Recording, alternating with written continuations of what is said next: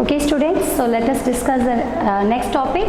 Yes, so we discuss about how Europeans came and how they started and how they built the fort in India in Cochin and Calicut. Yes, and they got the permission to trade with India and they started conquering the region of Goa, yes, Mangalore, Cochin, Diu, Mumbai and all these Sri Lankan areas. So after that, yes, slowly they started conquering all the regions, all the sea coast areas.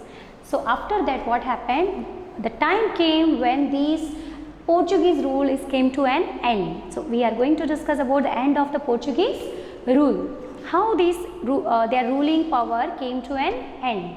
Okay, so after conquering these areas, now they are willing to trade with Bengal. Yes, they started expanding their trade, their business with Bengal. So at that time what happened, the Mughal emperor Shah Jahan ruled India from Delhi.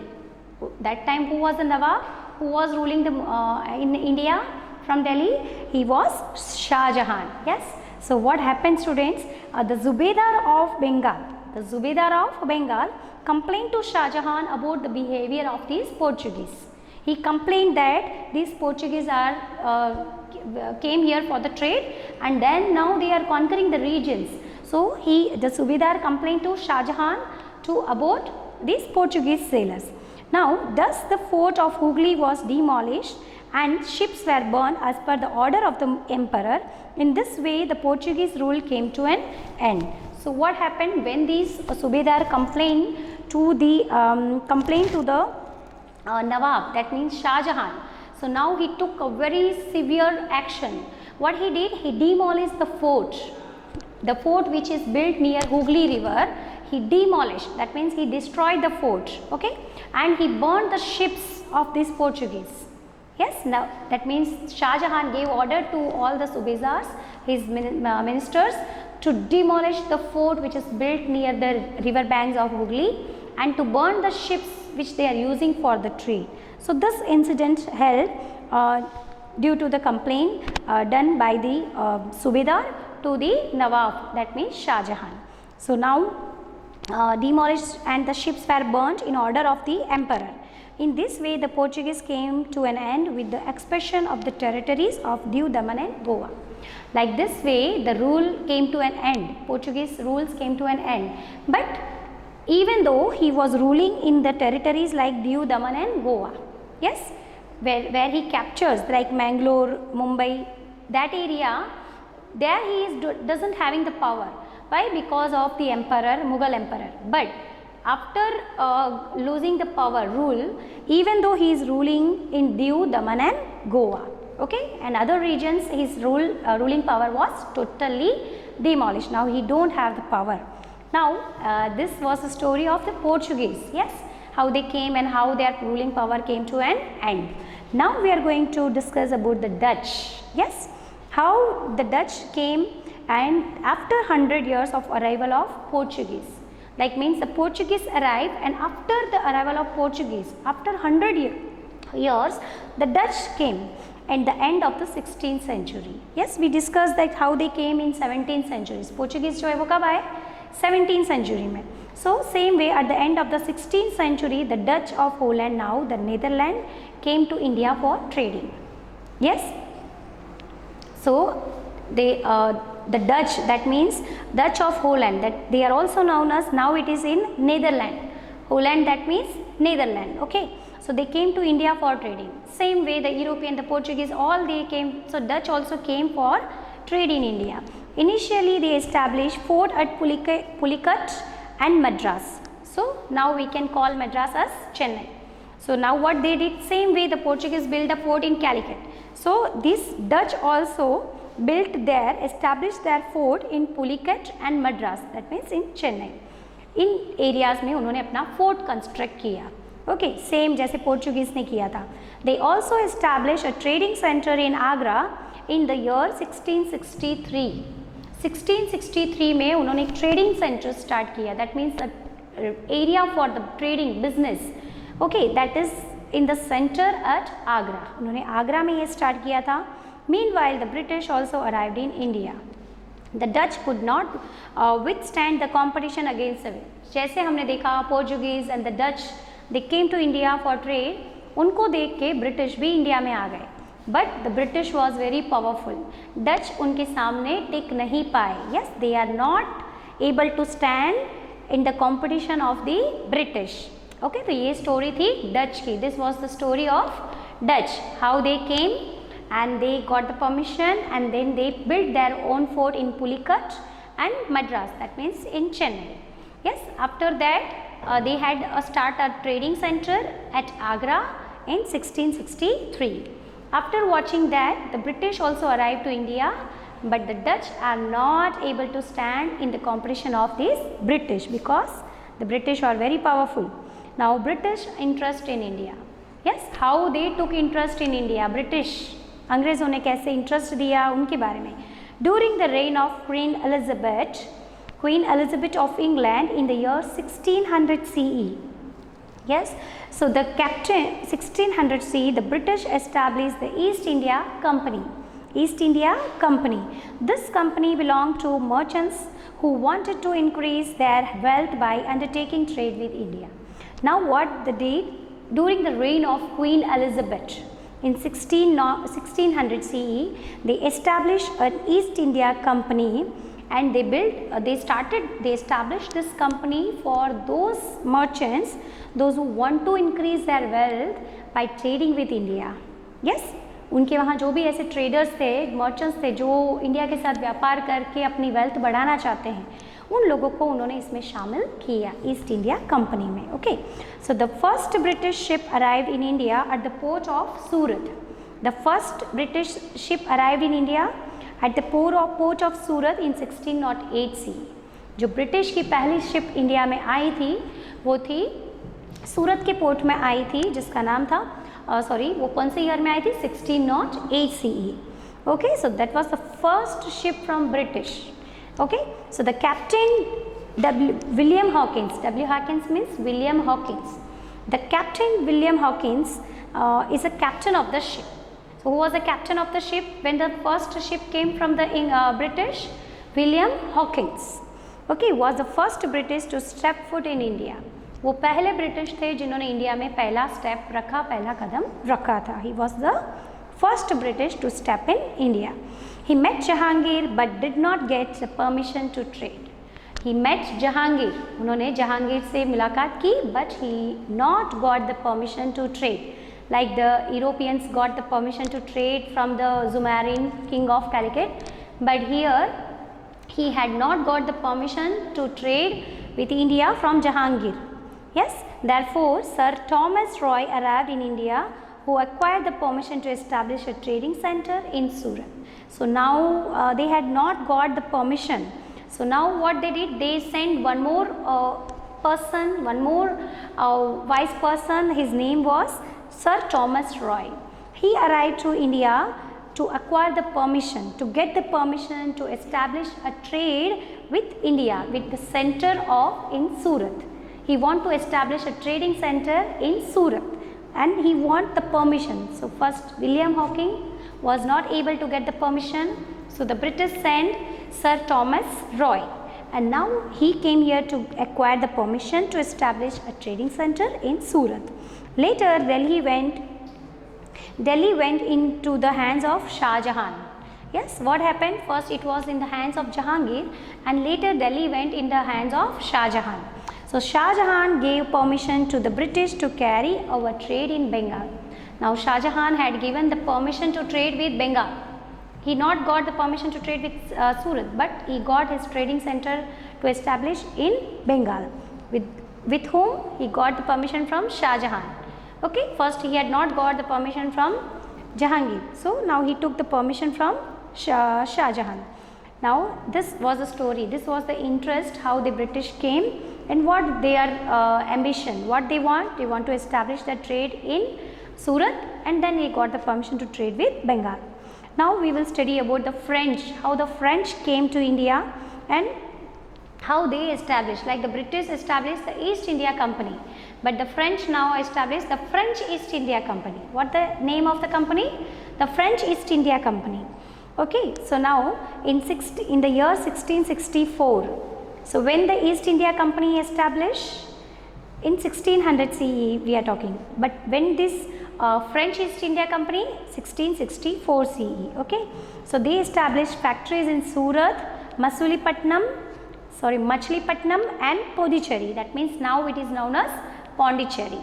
Okay, so this French East India Company, they established a company named the French East India Company in 1664 CE, and they built their factories in Surat, Machilipatnam and the Puducherry, that means Pondicherry. The head of the French company was Joseph Francois Dupleix. In the British first, who stepped in India? William Hawkins, and he not got the permission. Then the another one is Sir Thomas Roy. But in French, who was the man who established a company? He is the head of the French company, East India Company, named Joseph Francois Dupleix. Joseph Francois Dupleix. Okay, who had the desire to expand the European rule in India. Now he want to expand the European rule in India. He don't want to trade. He also want to expand the rule. The rule in India, whatever it's the European going to uphill. Thus the French and the British stood in competition against each other to become the strongest European company. Now these French and this British, they are both standing in a big competition. The British wants to establish their own rule in India, and the French wants to establish their rule in India. That means they want to conquer India. So now they had a big competition between both of them. They both want to establish their own company. The British, the East India, and the French East India. And they want to apply their rule in India. Yes, so there were innumerable disputes and battles, and finally the British emerged as a winner. So like when we have some problems, we have some disputes. Yes, some so many like little battles and wars. So these French and East India having always some problems, they having a disputes, battles, and finally the East India Company, that means the British, stands as a winner. They won this all the battle, and they had succeeded to maintain their rules and regulation in India. However, the French retained their control over the trading centers of Puducherry, Mahe and Chandranagar.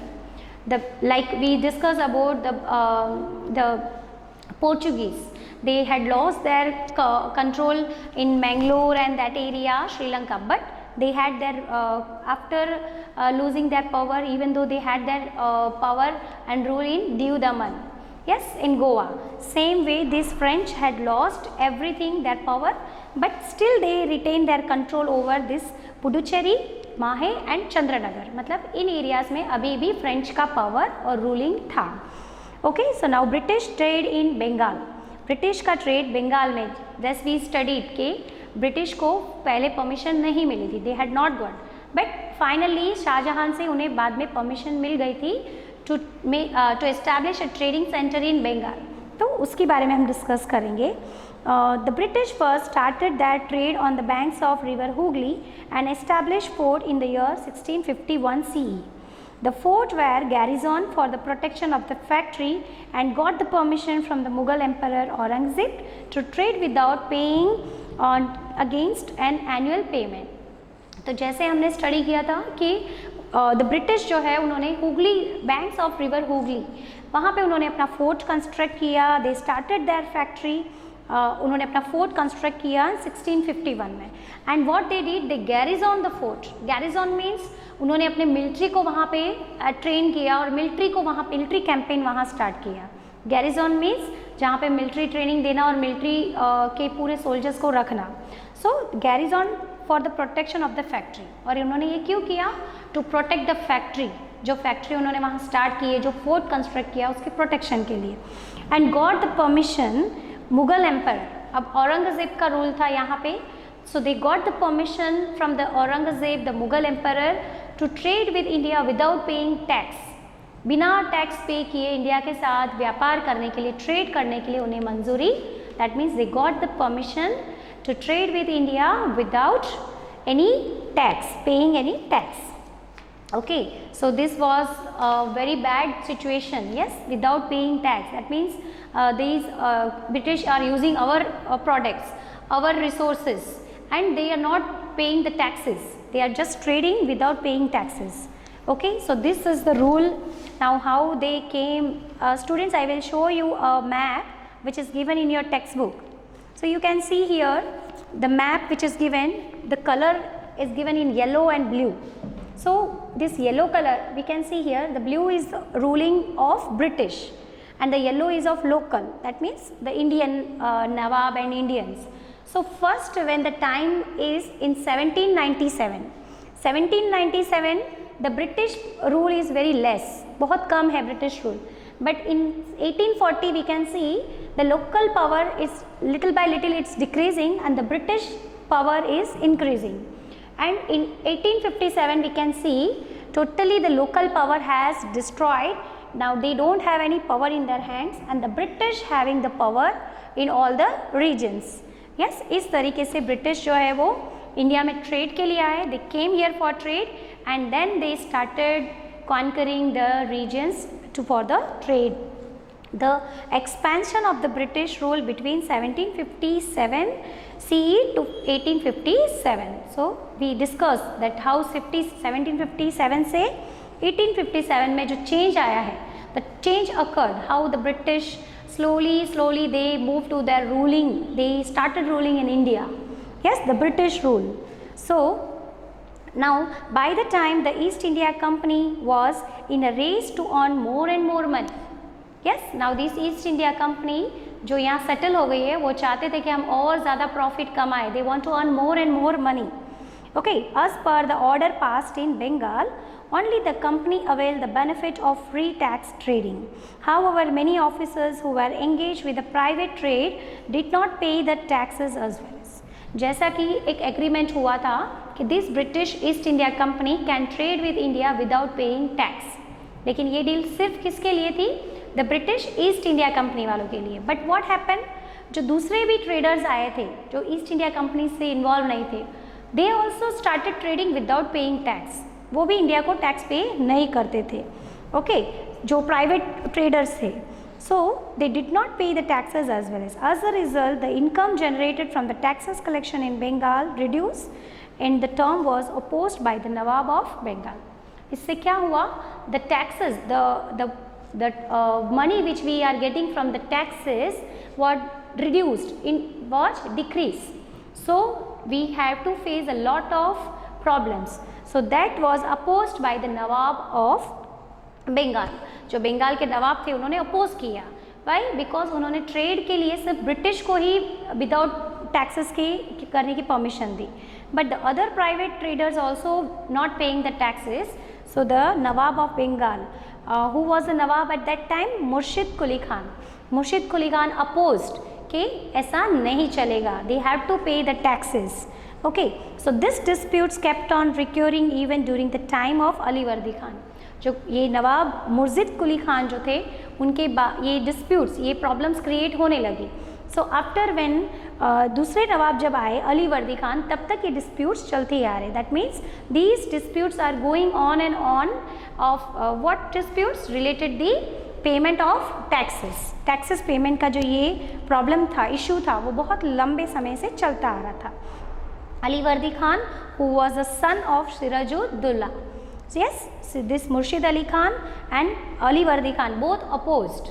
ये जो नवाब के बंगाल के जो नवाब थे, they opposed the private traders to what they opposed? To pay the taxes. They are not having any right to work with trade with India without paying taxes.